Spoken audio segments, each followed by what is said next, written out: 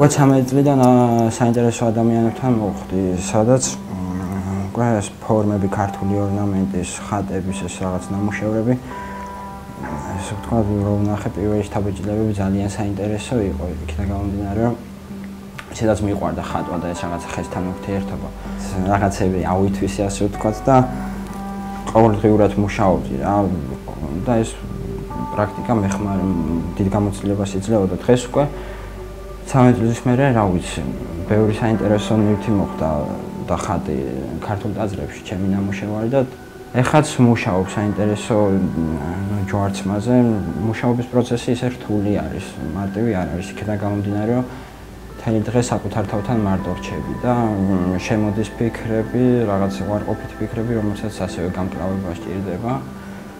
და რა ვიცი, დღესდღეობით ღვთისწყალობით უმკლავდებიან ყველაფერს და ძალიან მსიამოვნებ ჩემი საქმე.